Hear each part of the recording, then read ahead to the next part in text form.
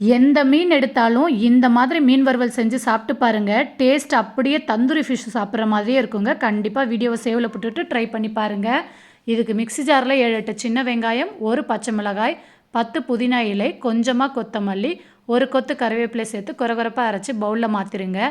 1 teaspoon தனி மிளகாய்த்தூள், 1 teaspoon Kashmir மிளகாய்த்தூள், அரை டீஸ்பூன் மிளகுத்தூள், அரை டீஸ்பூன் சோம்புத்தூள், 1 டீஸ்பூன் மல்லித்தூள், 1/4 டீஸ்பூன் மஞ்சள் தூள், 1 டீஸ்பூன் உப்பு, 1 டீஸ்பூன் இஞ்சி பூண்டு பேஸ்ட்டு, 1 டீஸ்பூன் கார்ன்ஃப்ளவர் மாவு, 1 டீஸ்பூன் அரிசி மாவு, 1 எலுமிச்சை பழத்தோட சாறு சேர்த்து நல்லா மிக்ஸ் பண்ணிக்கோங்க. மசாலா கெட்டியாக இருந்துச்சுன்னா அதில் கொஞ்சமாக எண்ணெய் சேர்த்து நல்லா மிக்ஸ் பண்ணிவிட்டு, நீங்கள் எந்த மீன் எடுத்துருக்கீங்களோ அந்த மீனில் இந்த மசாலாவை தடவி 1 மணி நேரம் ஃப்ரிட்ஜில் வச்சுட்டு 1 மணி நேரத்துக்கு அப்புறம் அடுப்பில் ஒரு பேன் வச்சுட்டு தேவையான அளவு எண்ணெய் ஊற்றி மீன் எல்லாத்தையும் எண்ணெயில் சேர்த்துருங்க. இது கூடவே 2 கொத்து கறிவேப்பிலை சேர்த்து எல்லா பக்கமும் நல்லா திருப்பி ஃப்ரை பண்ணி எடுத்திங்கன்னா டேஸ்டியான மீன் வறுவல் ரெடிங்க. மிஸ் பண்ணாமல் ட்ரை பண்ணி பாருங்கள். ரெசிபி பிடிச்சவங்க லைக் பட்டனை தட்டிடுங்க. பாய்.